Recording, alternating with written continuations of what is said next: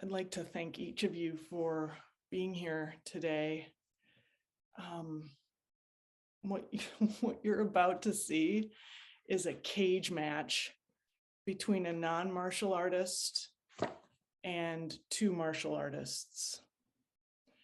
And I want to tell you a little bit about the backstory of why I wanted to do this talk.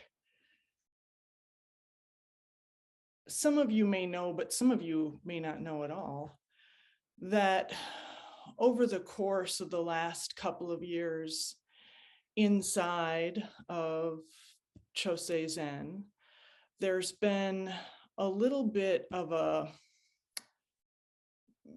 discussion, about the usefulness of martial arts. With the exception of one or two people, Chosei Zen is not teaching the martial arts in the way that our teachers, Gordon Green Roshi, Pat Green Roshi, Virginia Whitelaw Roshi, Ken Kushner Roshi, learned them. And COVID happened, and we started to teach online. And there are things that can happen in a dojo when you're teaching karate to a real live breathing group of students that are very difficult to translate online. And so there emerged I think there was even a white paper about what do we do with the martial arts in our lineage of Zen training. And I developed a little bit of a chip on my shoulder. At the time I was a new Roshi. I did not come to the cushion through martial arts. I've swung a sword for less than 20 hours in my life. I've probably done more Tai Chi than sword swinging, and I will never be a belt of any color in that martial art, or possibly in any. So as we were wrestling with the role that martial arts would play in our dojo, I felt some second-class citizenness happening.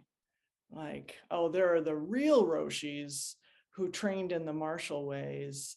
And then there are like this other group of people who have sort of slipped through the cracks somehow.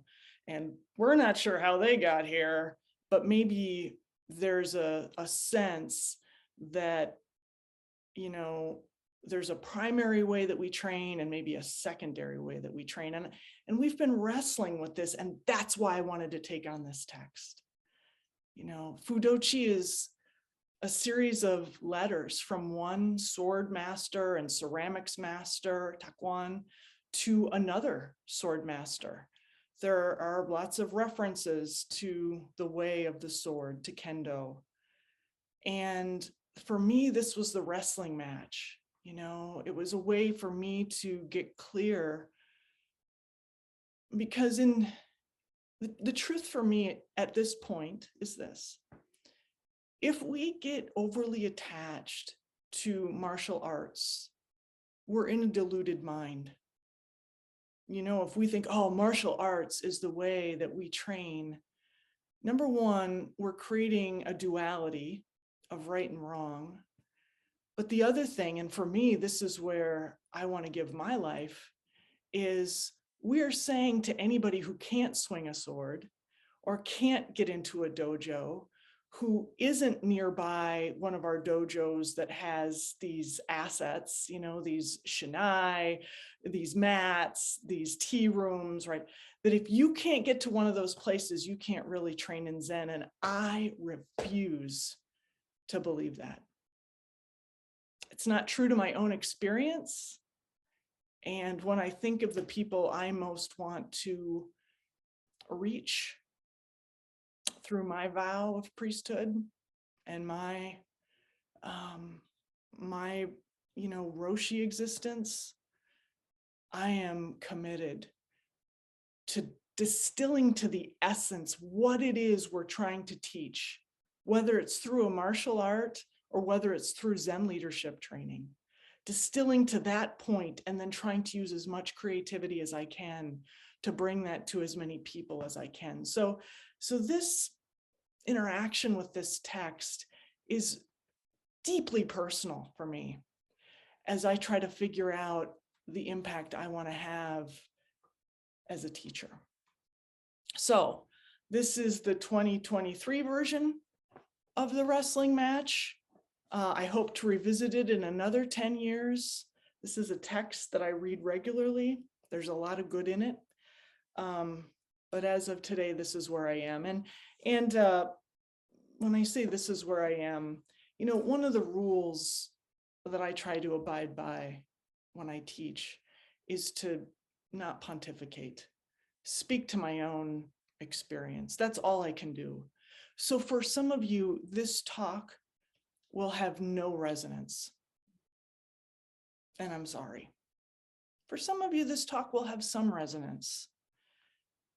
But even if there are places that feel dead to you,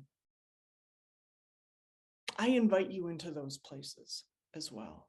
Because sometimes it's the dead points in us, the points that don't come online, the points that don't light up, where we can really do some interesting work if we stay curious. So let's jump in. First things first, would you turn to the table of contents? Table of contents.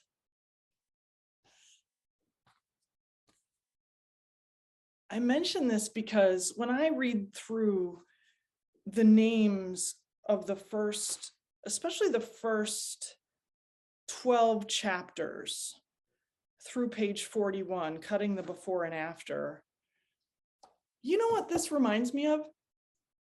It reminds me of the 10 ox herding pictures.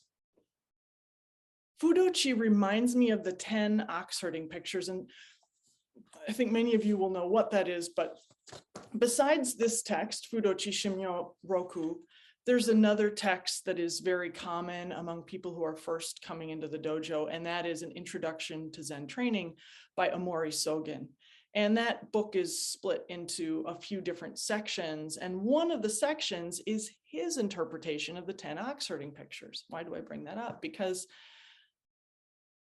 during my Sanzen training, when I was training with my teacher, after every sesshin, I would read Omori Sogen's 10 ox herding pictures, and I could kind of identify where I was along the 10 pictures after that sesshin, because you have those intensive, 2 interviews with your teacher every day. You probably don't pass a koan, but sometimes you do.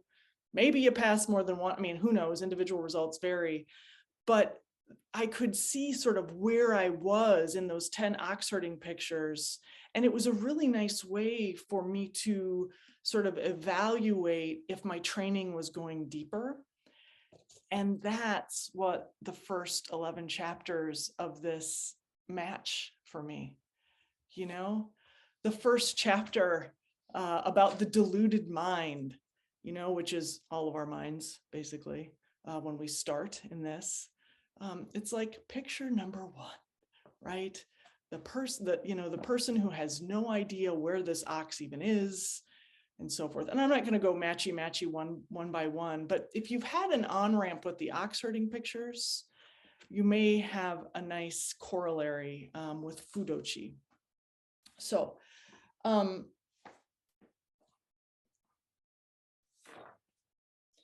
the preface, if you turn to the preface, page VII, right?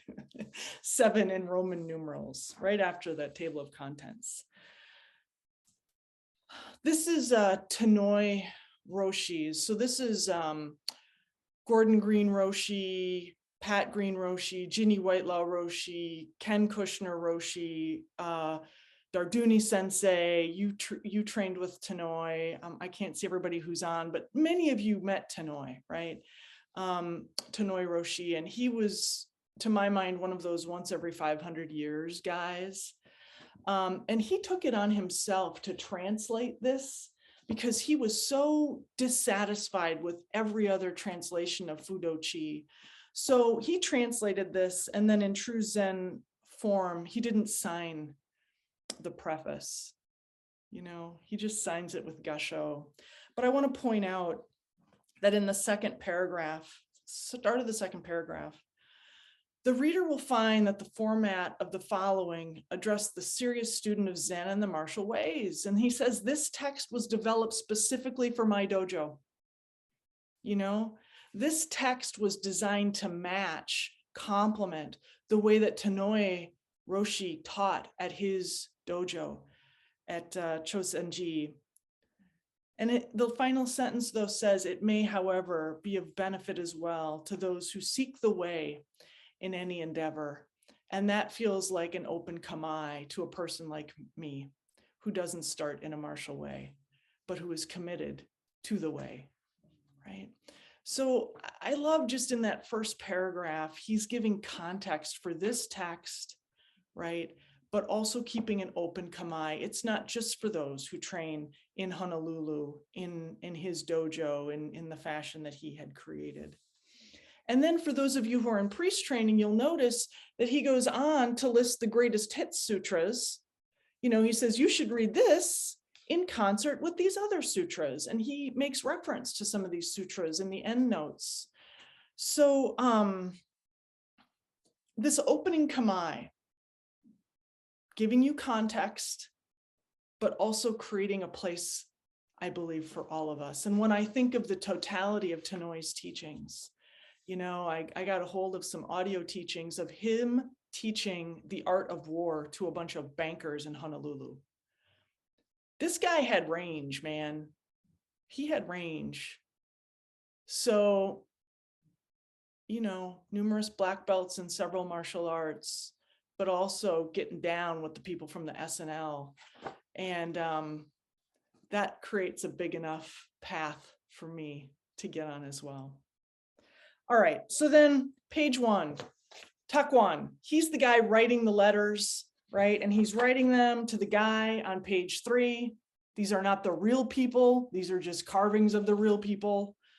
But it is, what I love about this is a series of letters from teacher to student. You know, I didn't train like this with my teacher. With my teacher, my trainings were a series of encounters in Sanzen, which were extremely short, mostly because I always had the wrong goddamn answer, right? Very short.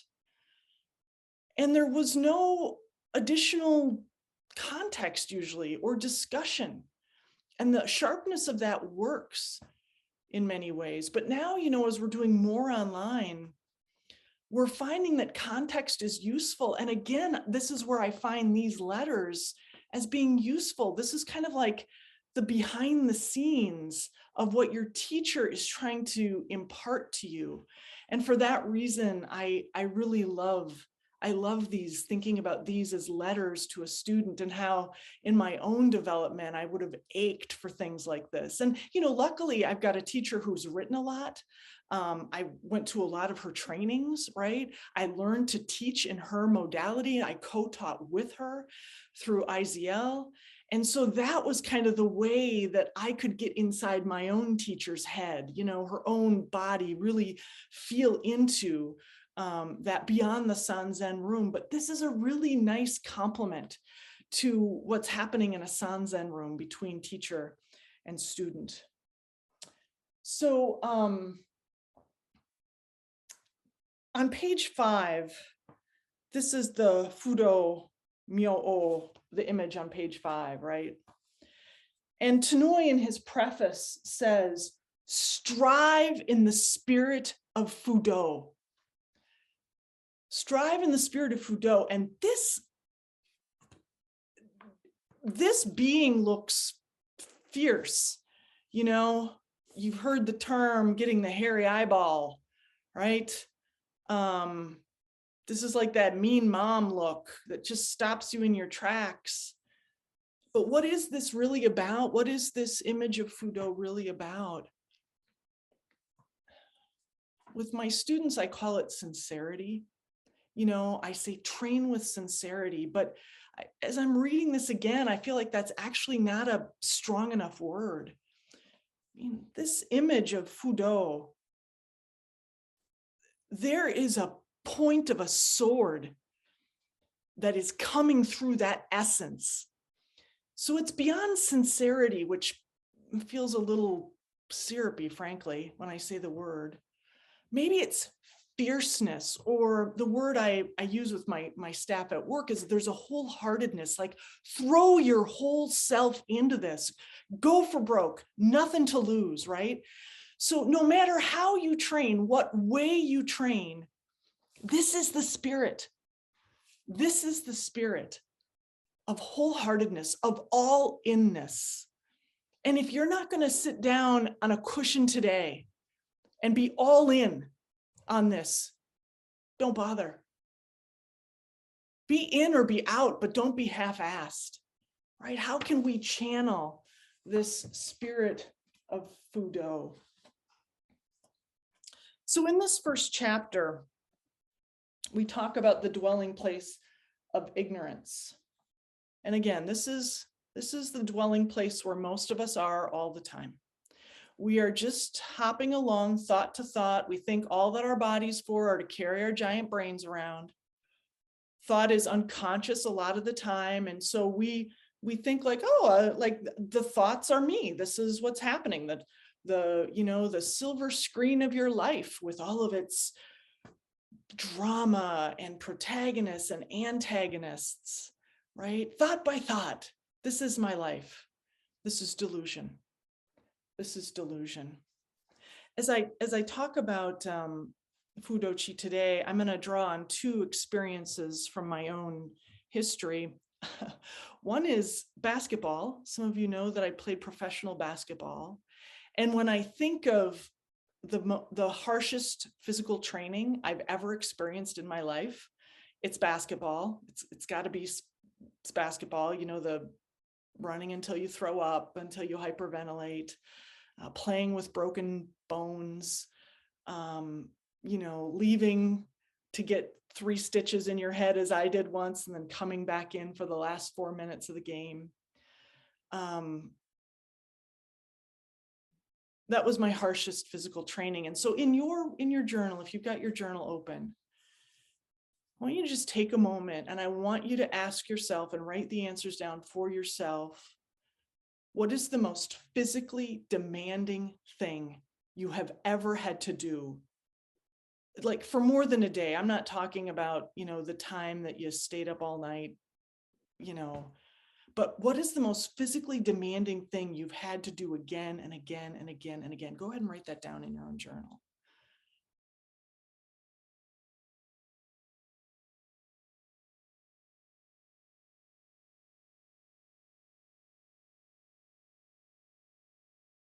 And now rest your pen or your pencil. I'm going to ask you to come back to your journal again in a moment, but my professional basketball days are long behind me. They are a memory now. They are no longer real. So I need a new way to train in. I need a new way that I can take on like a physical training. And for me, that is my career as a futurist. Gordon Green Roshi said to me point blank during one of these pre-seminars, I think Darduni Sensei was there. He was teaching on Zen and Budo. And I said, Gordon, I don't have a martial art. He said, you're a futurist, invent the future. Okay, just that small matter, right? But it is something that I can put my whole body, it is something that I can put this level of ferocity into, this level of dedication, commitment, intention. So for you, lift that pen up again, that pencil up again. What is something that occurs to you right now that you can put all of yourself into? What is a way that you can train in right now, today, this week?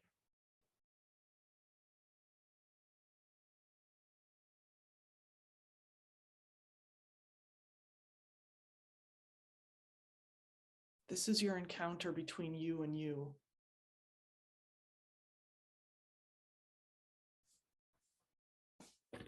For some of you, it is Zen.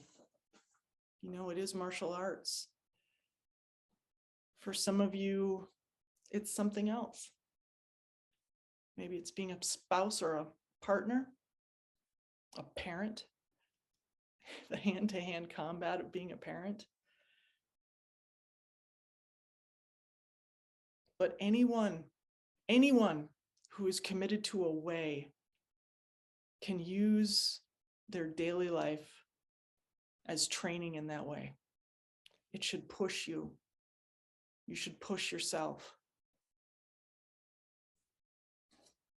So, chapter 1, the dwelling place of ignorance and its effective disturbance. Page 6, first paragraph, middle of the paragraph. In Buddhist training, we speak of 52 stages leading to enlightenment. One of the stages is where the mind stops. My encounter with this text, I was so glad to read that there were 52 stages of enlightenment. That it wasn't just this big leap. 52 stages, I thought, all right, let's go, right? One of the stages, it doesn't even say this is the first stage, is where the mind stops. And that's where you and I live. That's where most people live most of their lives. And what does it mean where the mind stops? So in his book, An Introduction to Zen Training, Sekida, I might be saying that wrong, and I'm sorry if I am, Sekida, terrific manual. I think that would be the third book I would recommend beyond Fudochi, Introduction to Zen Training by Amori Sogen, and then the Zen Training book by Sekida. He talks about nen, the three nens. So the first nen is having a thought. And for most of us, this is unconscious. You're having a thought. The second nen is where you notice your thought. Oh, I just noticed that I was having this thought. And the third nen is returning to no thought. We'll get there in just a second. But those first two probably feel familiar to most of you, right? So for all of us, thought arises without provocation. And then we notice our thought, right? So I think interpersonal communication is one of the richest ways that we can train, right? So you're in a conversation with someone and you're having this conversation and then you notice, I'm getting agitated here. Could be positive excitement. It could be upset, anger, excitement, but you start to notice how the thinking, how the acting is coming through you, right? And then the third level would be like, all right, just have this encounter, have this experience in real time without putting that second whole layer of attachment onto it. But I'm actually getting ahead of myself here. Chapter 1 is just about the fact that thought arises. Thoughts are usually delusional. So we come to page 9, chapter 2, all Buddhas possess immovable wisdom. Immovable wisdom. And we're all Buddhas.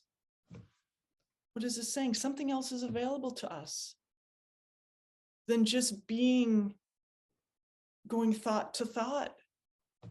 There's something more that's available to us. We all possess immovable wisdom. And when I think of immovable wisdom, to me, it is complete freedom. Complete freedom. Freedom from any of the attachments that come with thoughts, freedom from any of the emotions that come with thoughts. Those thoughts aren't me, right? I have this immovable wisdom. We all have this immovable wisdom. And what's interesting is I was thinking about my basketball experience is in defense, when you're playing defense in basketball, which I always had coaches, most of my coaches, including my coach in Europe, was a very defensive minded coach. I had coaches that believed if you can play great defense, you can usually win, which is paradoxical, isn't it? Right? Because you think, well, no, but you have to put more points on the board, right? It's about offense. But I had a defense first set of coaches. So I spent a lot of time in a defensive posture. And you know what that posture is? Eyes 180 degrees, seeing everything peripherally, right? How were we balanced? We were about 40% on our toes, about 60% on our toes, about 40% on our heels, and we were usually in a staggered step. So one foot would be slightly in front of the other foot. And it depended on the kind of defensive play that you were making or who you were playing against, right? Because if I was guarding a right-handed person, I would overguard to their right to take away their right-handed dribble, try to force them left, right? So eyes 180 degrees, centered over the hips, but being on the toes. What does this sound like? This sounds like Zazen, doesn't it? Eyes 180 degrees, being centered on your cushion, right? Trying to feel the whole court, not just, what I can see right in front of me. And in this way, it's like playing in that way gave you so much more freedom than playing in that way of eyes 180 degrees. Well, number one, I mean, you had to practice this again and again, and we're gonna talk about this. When you're first learning the techniques, if you're focusing on your eyes, you're tripping over your feet. If you're focusing on your feet, you're not looking in the right way. You learn the principles, and then you practice them again and again and again, and then they settle into your body, right? And even now, at my advanced decrepitude of being on the court, throw that give that basketball to my opponent, I instantly, don't even have to think about it, right? You go into that complete freedom on the court when you are in the right position. So here we have it with chapter 2, that all of us have this ability to move completely freely, this immovable wisdom. So chapter 1, you're mostly deluded. Chapter 2, this other thing is available to you. What is this other thing that's available to you? I love the image on page 11 of Kannon, right? The Bodhisattva of compassion, sometimes represented with 1,000 arms. This is the complete freedom that is available to you, that you can use the right tool in the right moment, in the right way at any moment, if you are completely free. You will know when to comfort somebody. You will know when to give them space, right? You will know when to engage with what kind of energy, because sometimes ferocity is needed, right? To sharpen the mind, and sometimes it's not, right? I'm thinking of those of you who are body workers. You can feel into the client's body and know when more pressure is needed and when to back off, right? A doctor who knows when to give a more gentle encouragement and knows when to back off, right? So many things are available to us with this immovable wisdom. That's the goal. So I love in chapter 2 already, we're getting to the goal. But we don't stop there. On page 12, the first line on page 12, belief must be based on truth.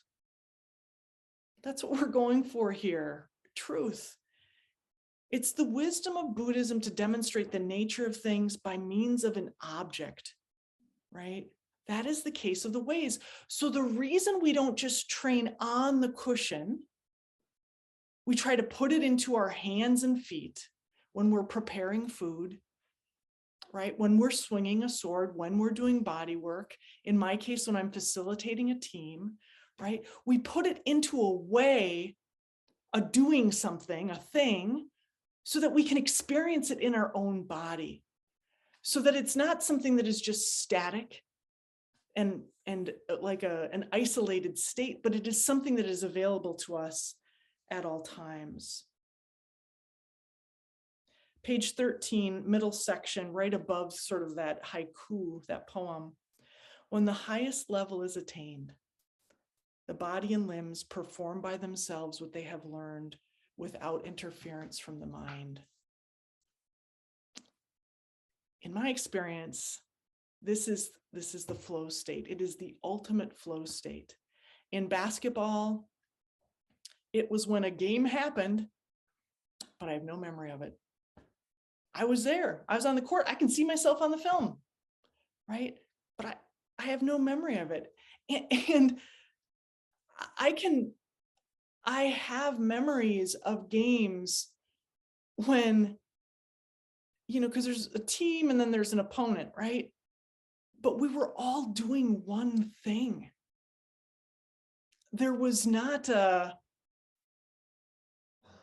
wasn't a win-lose feeling of, of course there was the competition, but the feeling was that this was something that was doing itself. Have you ever had a feeling like that?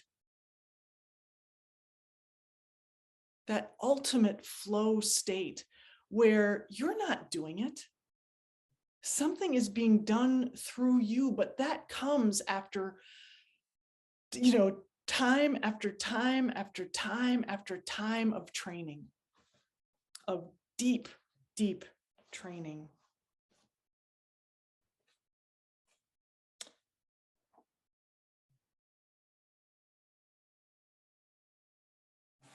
And the beauty of this is that also here in this section,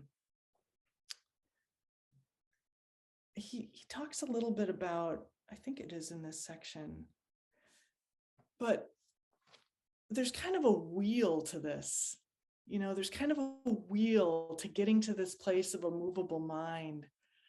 So he uses the example, I'm not sure if it's in this chapter, forgive me, but like when we're counting our breaths, right? 10 is right next to 1. The end is right next to the beginning. Same in the ox herding pictures, right? The final ox herding picture looks awfully like the first ox herding picture. And the same in our development of the ways. When we start, think of the first day, Darduni Sensei, that you started karate, or Ellen, the first day that you started body work, or Cynthia, the first day that you blew shakuhachi, right? You didn't know what the F you were doing. You were big eyes, and just hoping that something would happen, right? You wouldn't maybe mess it up too bad, or you wouldn't piss anybody off, right? So your big eyes, that sort of beginner's mind. And then you start to learn technique. I'm starting to learn shakuhachi right now. And I'm still just a fumbling baboon on this shakuhachi because my fingers haven't learned how to do the up and down the scale with fluidity yet. But then I'm going to stay with the shakuhachi. I heard Pateli Sensei play shakuhachi, I think it was on Wednesday morning. And you could feel that it was emptiness playing this shakuhachi. And the feeling that I had was of a clean rain, just a clean rain, which again is back to nothing, So 10 sits next to 1.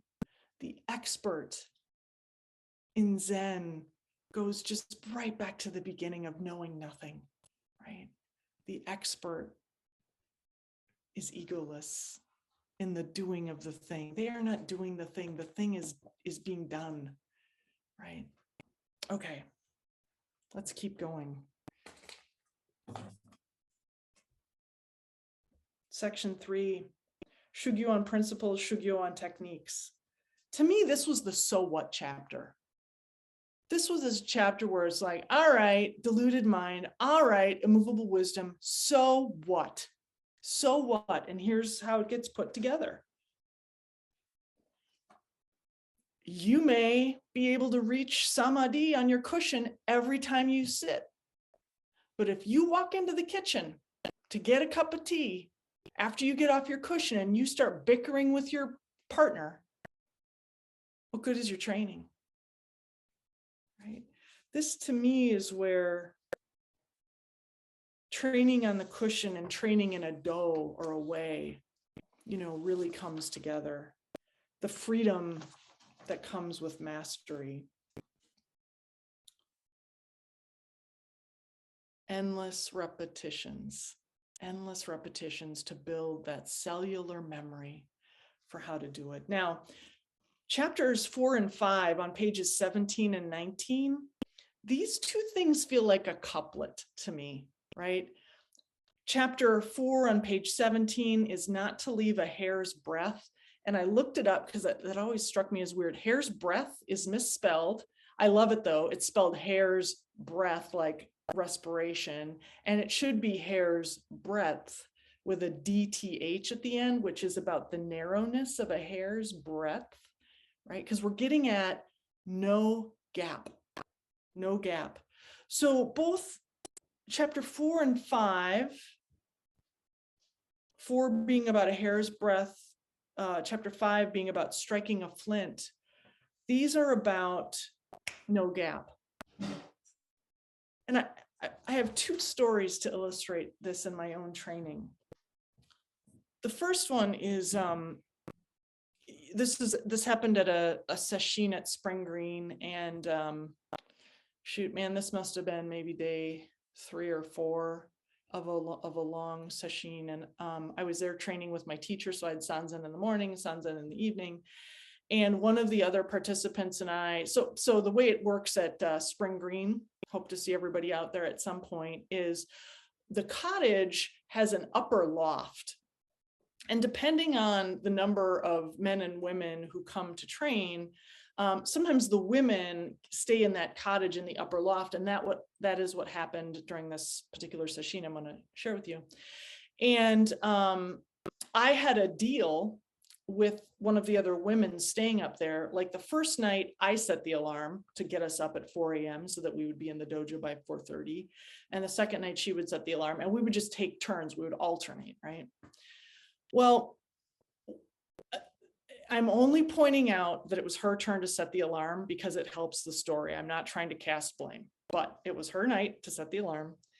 And everyone, we were all exhausted. We slept through everyone else waking up, all the other women waking up. We slept through morning zazen.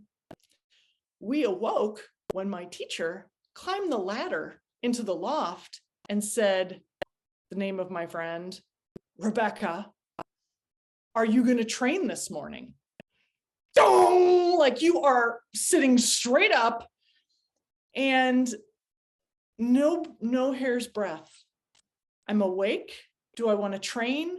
Boom, snapped off out of bed and started putting on gi and hakama and, broke a land speed record for myself on getting to the dojo. And it was a wonderful example of there was no discursive mind, and my training partner was like, oh my God, I'm so sorry. Oh my God, I'm so sorry. But she was getting into the blame thing, right? She was like, oh, like the thought was starting like, oh, I should have done this. I should have done that. No time for that. Get your shit on and let's get to the dojo, right? So that idea that no gap. I overslept, get my stuff on and get down to the dojo. No gap, no thinking. The second time, the second example I want to offer is this. When you're in Sanzen with your teacher, you present your answer to your teacher. And sometimes your teacher will, in my experience, sometimes my teacher would ask a follow-up question. It was like an acupuncture needle just to make sure you actually had it. Donk. And most often, especially in the early parts of my training, it would stop my mind. That follow-up question would stop my mind, and I would look off into space as if looking into a thought pattern, an answer. I was looking for an answer, off and without fail, right? What does that show? It doesn't show no gap. It's question. I knew I wouldn't pass my koan on days that there was this gap, So this is something to watch for in yourself. The phone rings. Do you pick it up? The knock happens. Do you answer the door? Right? What is the gap, the delay between impulse and response? Right? It's a good test of how much discursive mind or deluded mind you have still in your daily training. On page 21,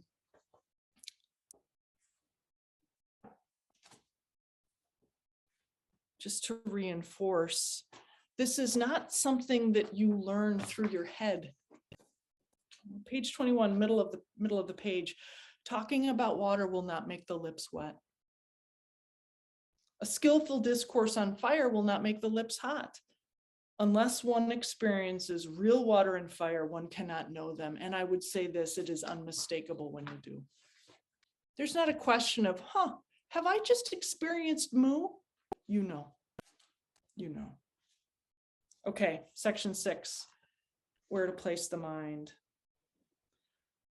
I love this for all of us who are like, hara. Oh yeah, hara. Page 23. Last paragraph that starts, some people say.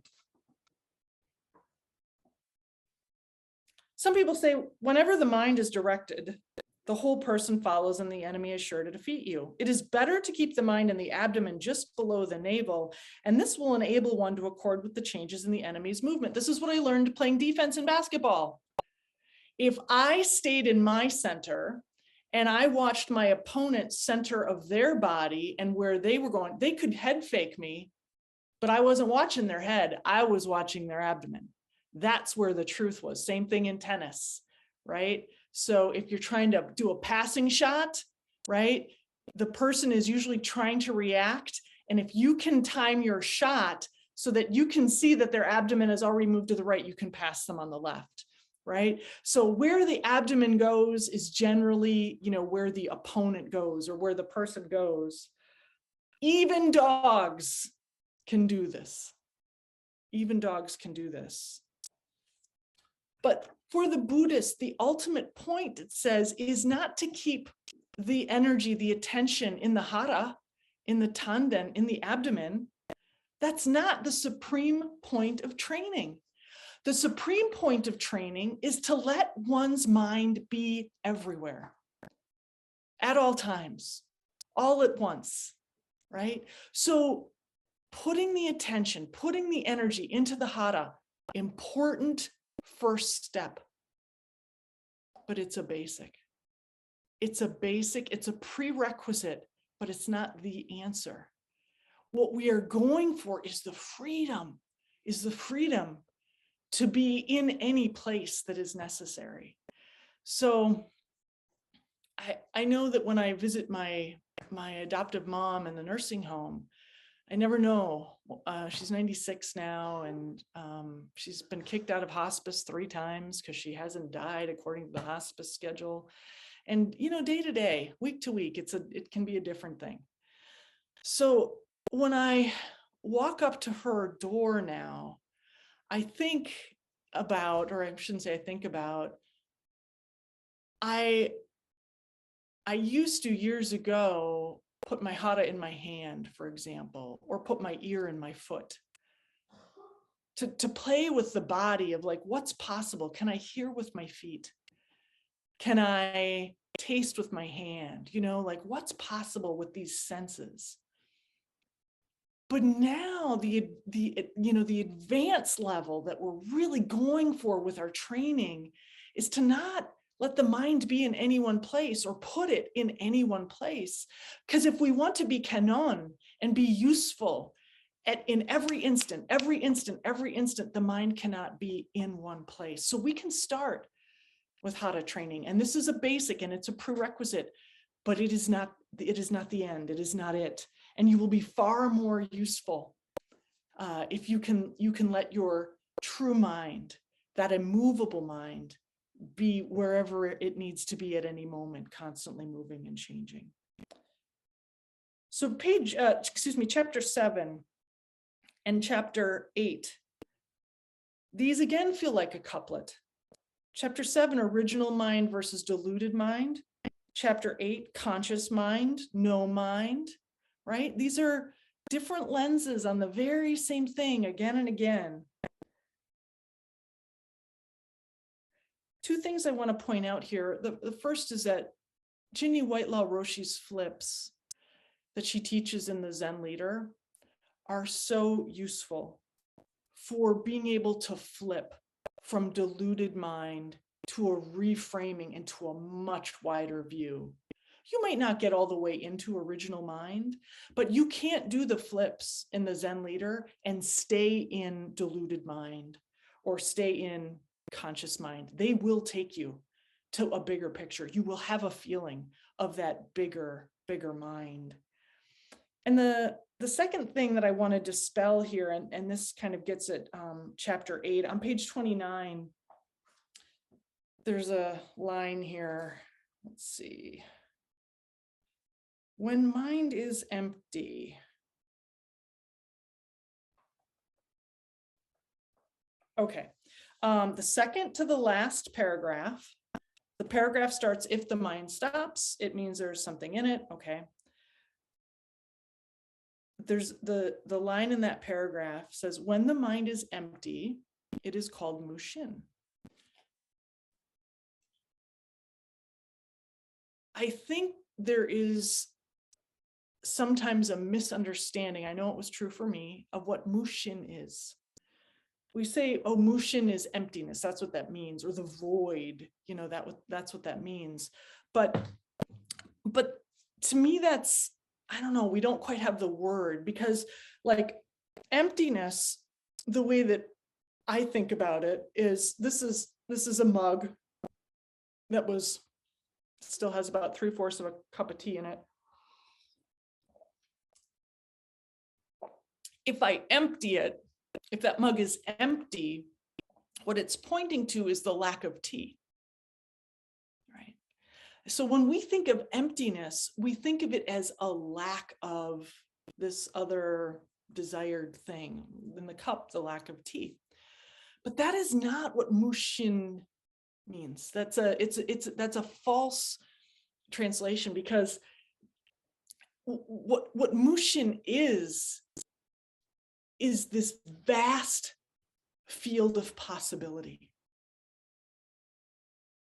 So when we say the void, or when we say emptiness, the correct understanding of this is the vast field of possibility, or Tanoi said the absolute, right? Out of which anything can arise. So, but we can't think of it as emptiness that's missing something, right? It's the field of possibility from which anything can arise. And that's what the mushin is, no mind. And so you can start to understand how, if we can achieve no mind, whether it's through a martial way, or playing shakuhachi, or doing food, or, you know, in my case, writing something maybe, or leading a workshop, if we can achieve no mind, anything is possible. There is such freedom and creativity that is available in mushin, right? Okay, then we get to 9, chapter 9. Striking a gourd on the water's surface. You'll see an echo of like ball on fast moving waters, a koan that is in our lineage. Striking a gourd or ball on fast moving waters. The only mistake that I think we sometimes make with this, us speaking for myself, is ball on fast moving waters is about sonomama, things being naturally as they are, right? The ball that's on the fast moving waters is not trying to swim. It is not looking out towards if there's a waterfall ahead. It is simply being natural with what is. If the water flows more quickly, it might bounce around a little more. If there's something swirling over here, it may eddy over here. That ball may eddy over here. And the mistake, though, I think that we sometimes make with this is we think we are the ball on the fast moving waters of life. And that's a one-sided view. What I believe the correct view is that we are the whole picture.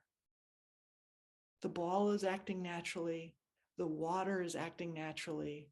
The water has stream banks. Those are acting naturally, right? The air may be doing something. It might be very hot, so the water is evaporating, right? It may be very wet, so the ball is gaining precipitation. But the one-sided view, the incorrect view, is that just you are the ball on these currents of life.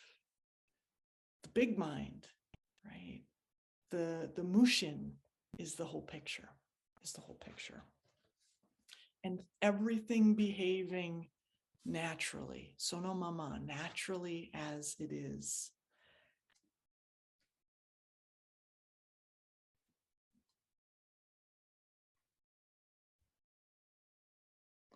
Chapter 10, establish the mind of intention having no dwelling place.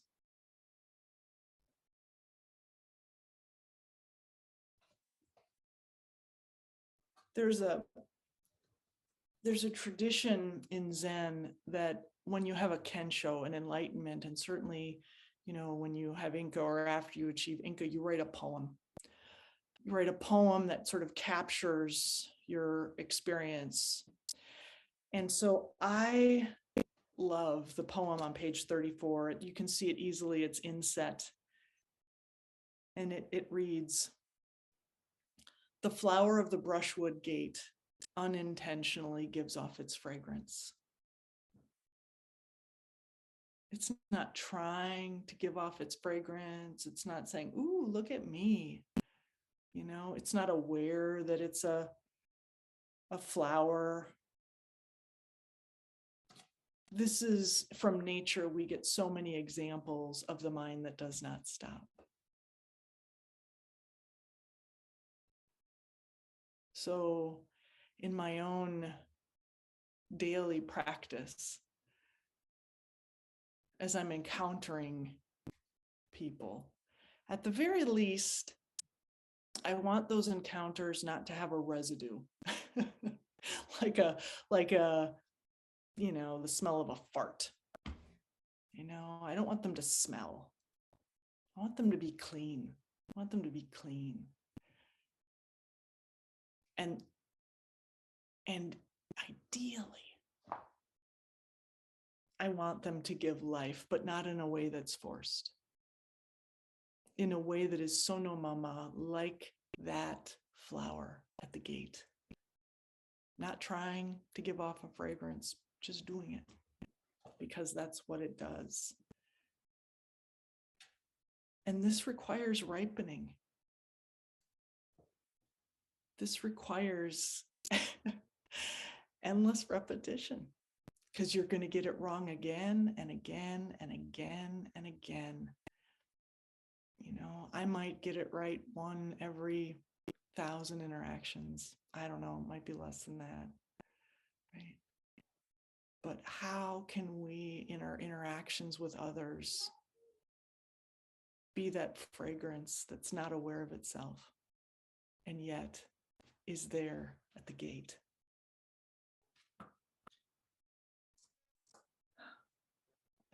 Chapter 10. Oh, we just did that.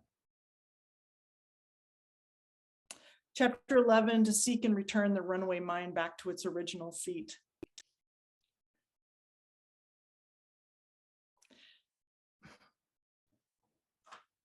As you practice as you practice on the cushion, or if you practice in a martial way, certainly for myself, when I was playing basketball competitively,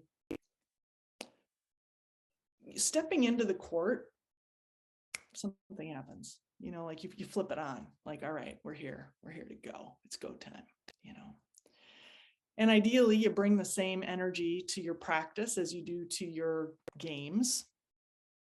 One of my great coaches when I was just in high school, Rick Reel, said, practice doesn't make perfect. Perfect practice makes perfect. That was his way of Fudo, right? We're not here to practice. We're here to have perfect practice. We are striving for perfection, right? But something would happen when I would step onto the floor. So then I'd get off the floor and I would be this different person.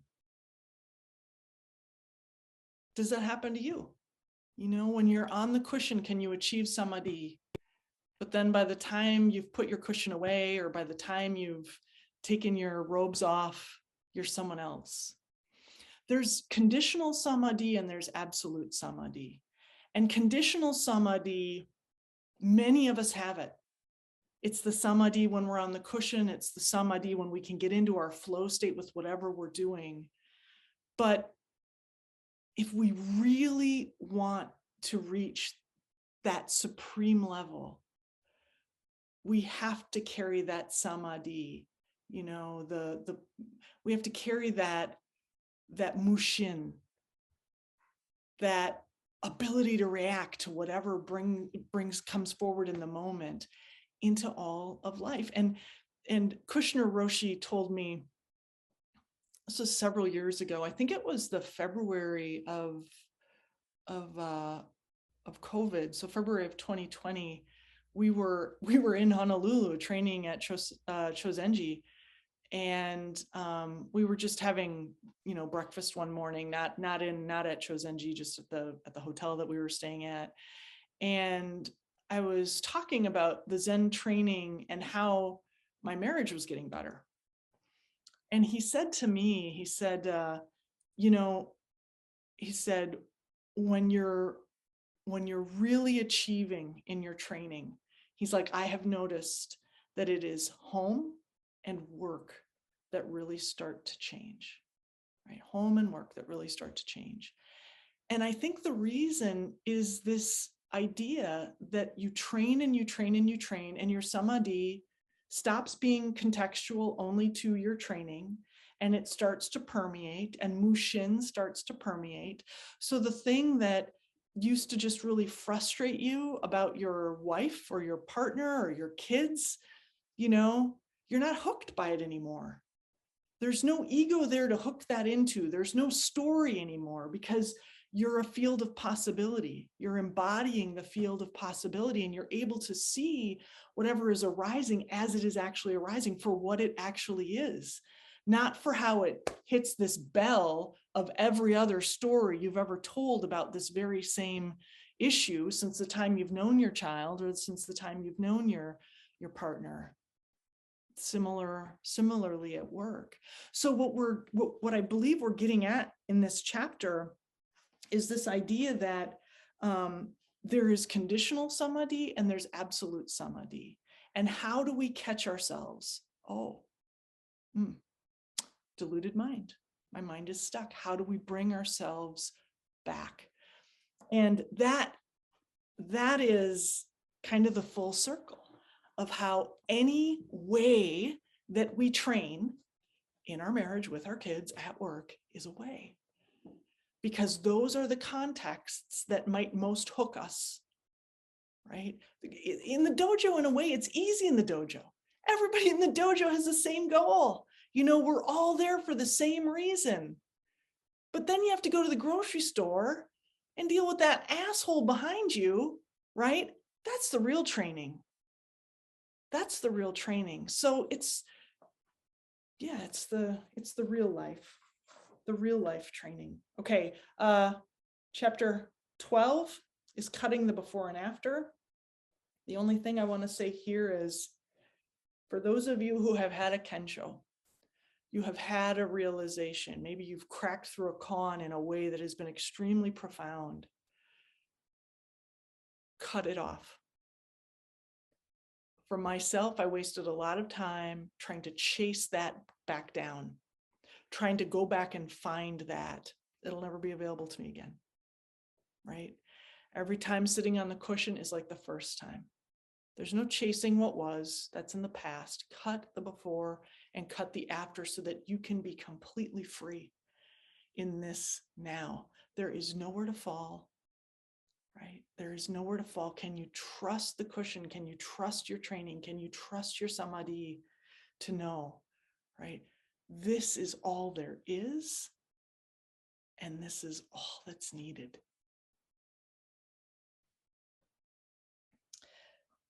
Finally, as we get to chapter 13, there is this like, man, if I was like a DJ, you know, I'd be going through like chapters 1 through 12, put the needle on the record, put the needle on the record, put the needle on the record, and boom, boom. Like they have this really nice build.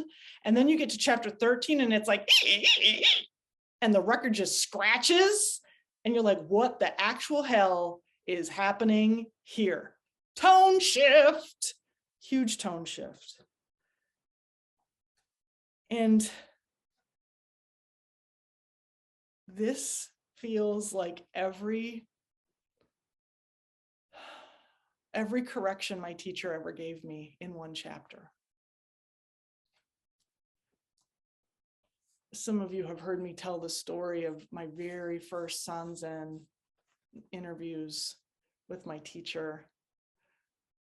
And, you know, the first time you go into Sanzen, you don't know what the hell you're doing. So you're just trying to do something, bring an answer, right? And then the second time and the third time, and I started to get embarrassed. And this was years with one koan. Started to get embarrassed. And so because of my embarrassment, I tried to hide it by being funny in the Sanzen room. And I think my teacher did laugh. But then she said, who would you be if you weren't funny? Okay, back to the cushion.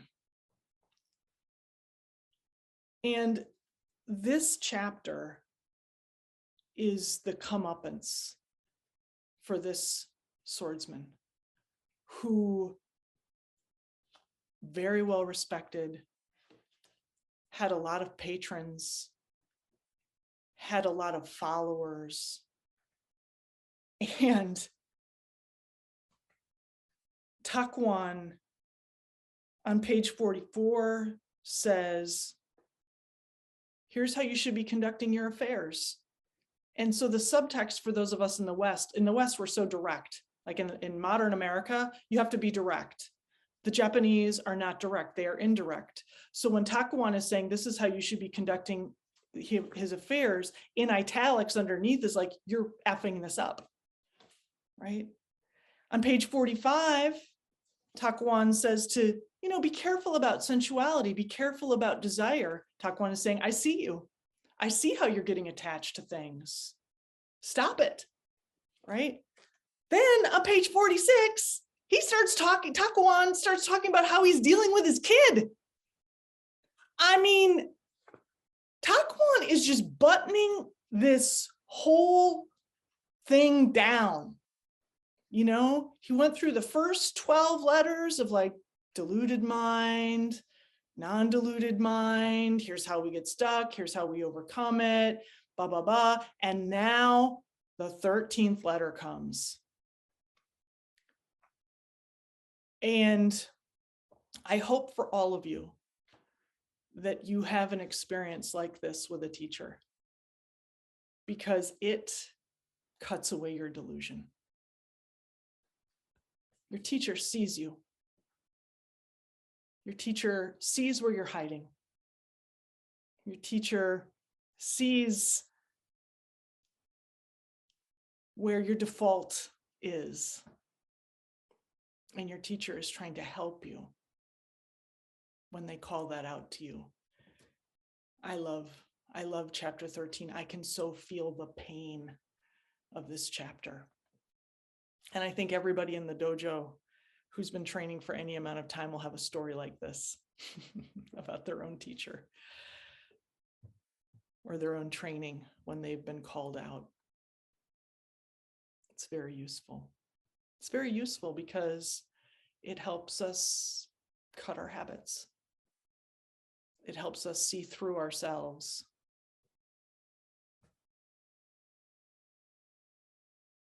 It helps us become free.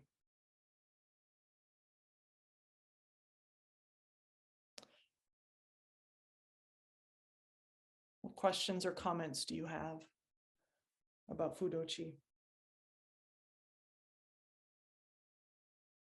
I appreciate that. The other thing I like about that word is, we always in Zen come around to question, like question the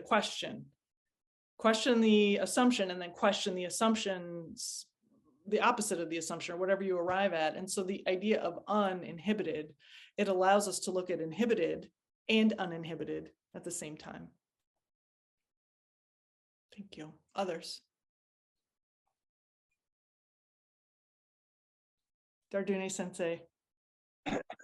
Roshi, I wanted to express my gratitude to you for saying that one need not doesn't need a martial arts background. Unfortunately, there are some martial artists who don't think that way, and therefore they're really chopping down the possibilities that everyone who doesn't have a martial arts background to experience. All right, so I'm very appreciative that you said that straight. Okay, we all come to the cushion from different backgrounds, from different ways of thinking, but the fact is we're all on a cushion, whether we practice the martial art or not, and that to me is more important than where you are coming from. It's what you're doing on the cushion. That is more important. So thank you. Thank you, Dardune Sensei. Appreciate that a lot, especially because you are a martial artist and a great one. I don't know about that. There was one, as I was reading this again, the Fudochi, I remember one exercise that we had in our dojo in New York, talking about there not being a gap or a hair's breadth. One person would stand in a circle surrounded by 4 or 5 other people. And when the person in the center would face one person on the outside, there was an immediate strike, a fist. And then right after, the person in the center would have to face someone else, there would be an attack. And this went on and on and on. There was absolutely no time to think about what to do. If you did, you were going to catch one, for sure. So, okay, so now someone doesn't have that experience. I mean, I was 19 years old. What the hell did I know? I just wanted to go learn karate so I could, defend myself because I'm a small guy. But so that was my reason for starting. But suppose a person has not had that kind of martial arts training, okay? A person is coming to the cushion from a different background, okay, and sitting on the cushion. Well, there's a gap that happens on the cushion too. You're not being asked to block a punch with your nose, but the fact is there is a gap for every one of us who sits on the cushion. So the training, what I'm saying is the training is consistent, whether it's a martial arts background or not. And again, I thank you for bringing that up because I remember one time you asked me, do you think it's necessary for someone to have and I said, absolutely not. It's just a matter of circumstance. You had the training, you don't have the training. So what? We're on the cushion. We all feel the same thing. We're on the cushion and we can't wait for the jickie to ring the damn bell, right? Hope he hasn't gone into coma or something, take a control one. I actually threw a pillow at a jickie one time because he fell asleep on us. I took the cushion out, I threw it at him, I said, do your damn job. Anyway, Thank you, Jimmy. now you're welcome.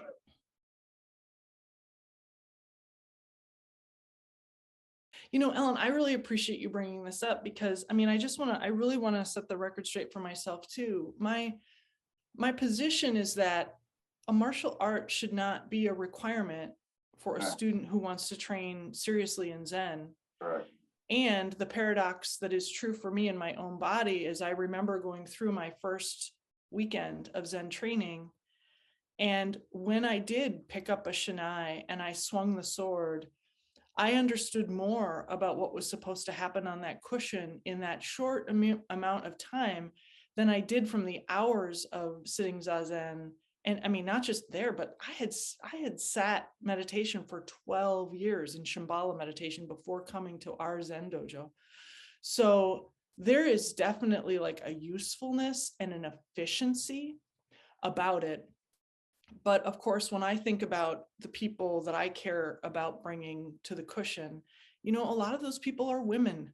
A lot of those people are folks who, can't, I think about, there have been a few people who've come through the Institute for Zen Leadership programs who are in wheelchairs, who need a lot of adaptation. And I can't help but think that what we're trying to do here is to develop ability, freedom, lack of inhibition from our encounters with life. And so for some people, I don't think it's necessary to put them in a dojo and have them swing a sword. I think it would do more harm than good, or it's not a useful requirement. So I want a Zen that is free from even that,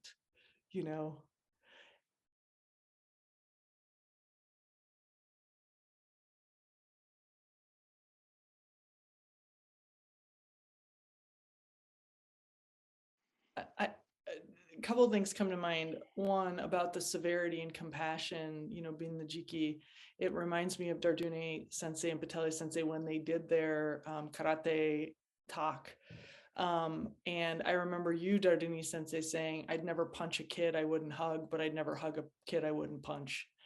And that really resonated for me. And I think it goes to that notion, Paul, of severity and compassion.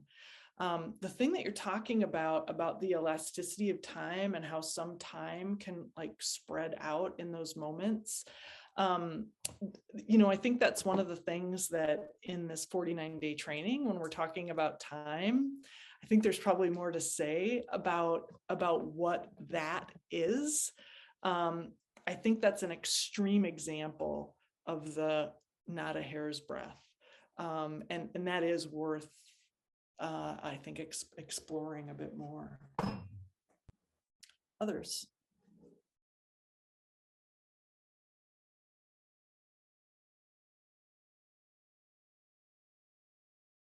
Seems like we're at a good spot. Well, thank you for watching the first of what I expect will be many cage matches with Fudochi. I'm so deeply grateful to this community of practice.